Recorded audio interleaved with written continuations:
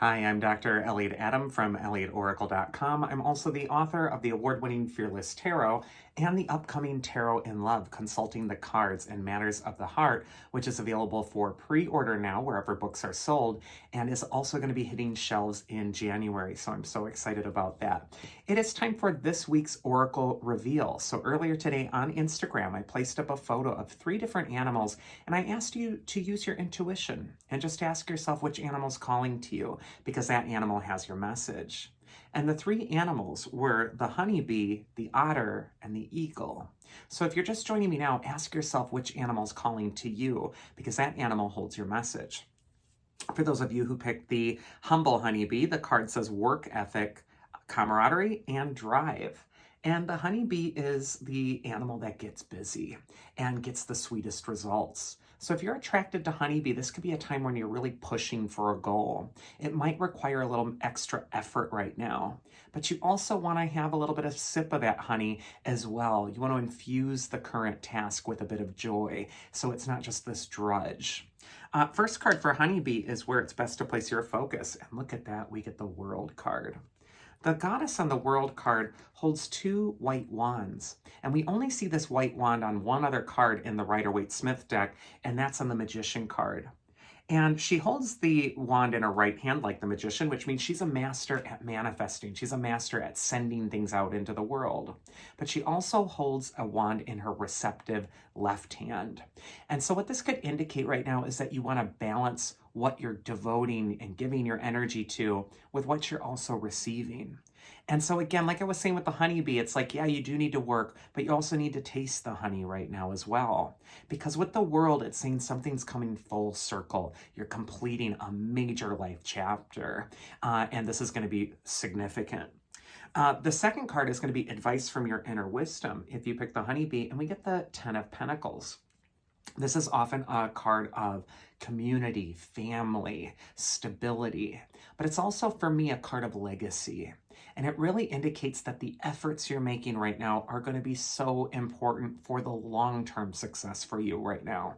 So what you really want to do is look at the big picture when we see the 10 of Pentacles, because like all successful Pentacles cards, they have this element of earth element to them, which is all about slow growth. Sometimes it can feel like you're watching a tree grow when you're waiting for the pentacles to pay out. And so this could be a time when you are instead focusing on where the joy can be found in the current task. And it could also be a time to really reach out to the people that are supportive of you, that provide stability for you. This is going to really put you on firm footing as you're finishing up some major life cycles. And then the mythic archetype that's going to help you, look at that, the Moirai. They are the 3 fates. They are the goddesses of destiny. And they're telling you that your destiny's in your hands at this time. All of us mortals, we don't know how long we're going to be here. We don't know how long the thread of life is going to be. And yet we need to make the greatest use of it.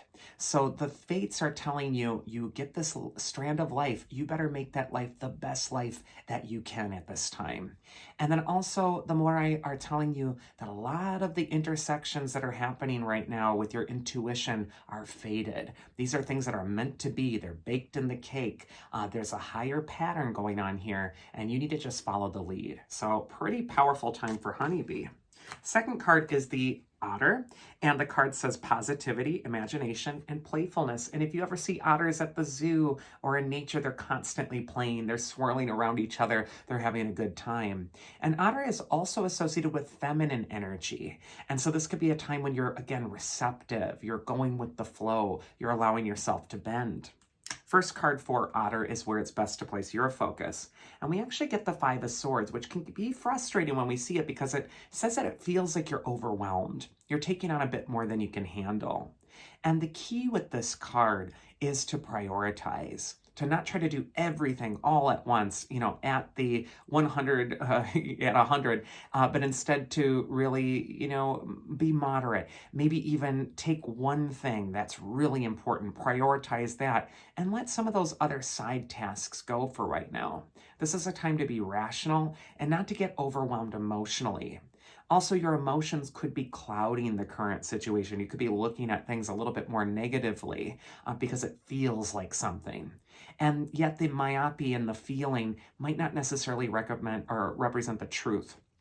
And so the Five of Swords is telling you, focus on what you can do, what you can change, what actions can be done right now, and stop throwing your hands up in the air and saying, I'm overwhelmed, I don't know what to do, I feel so trapped and hopeless and helpless, because you actually do have some agency. You just might need to find the little thing in your life that you do have control over, the corner of your life that you can prioritize, and that'll help put things in perspective.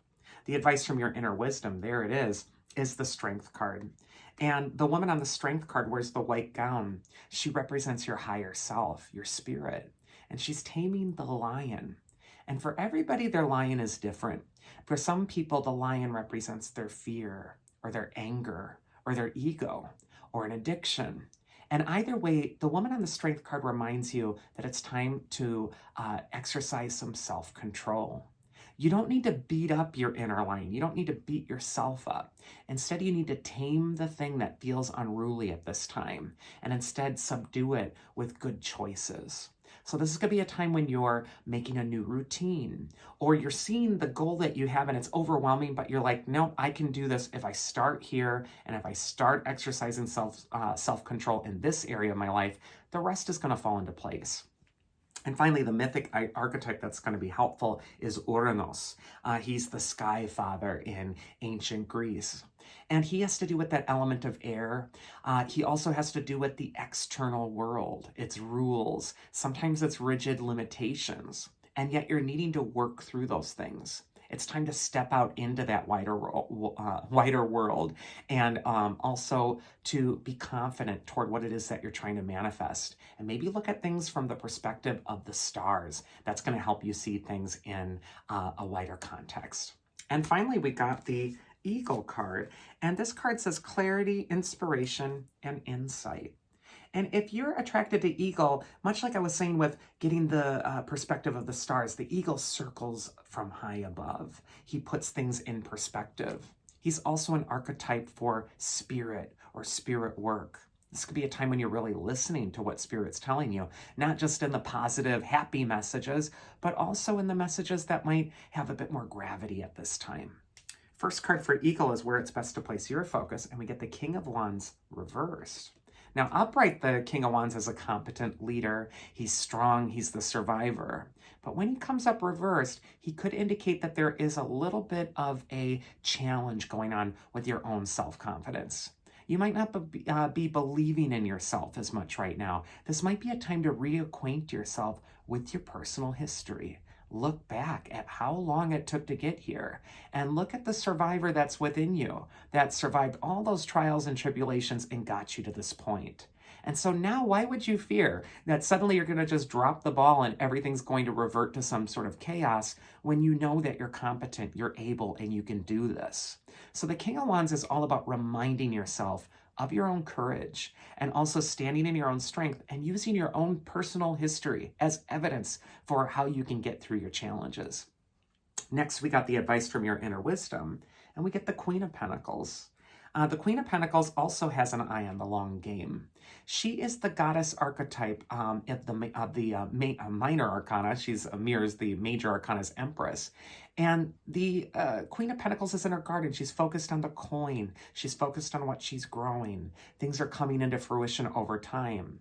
And there's that little rabbit in the bottom corner, I always mention it, that can represent anxiety or fear. This might be a time when you're fearing, oh, maybe I don't belong here, or maybe I'm not competent, or maybe this is all going to be a failure, or maybe I can't handle this. And it's all a bunch of rubbish. Instead, you need to focus on what it is that's practical and be on your own team. Get that part of yourself out of the doldrums and supporting you once again. And then finally, the mythic archetype that's going to help you with Eagle is Aphrodite, the goddess of love. Aphrodite could say that it's time to fall in love with your life again. Fall in love with what you're doing. Fall in love with yourself. Look at what you've done. Appreciate yourself. Give yourself some self-care, self-love. This is going to be so important in the week ahead. And that is this week's Oracle. I do hope you enjoyed it. If you did, you can always find me at elliotoracle.com and schedule a reading with me there. Otherwise, I hope to see you all next week. So do take care, stay safe, and vote.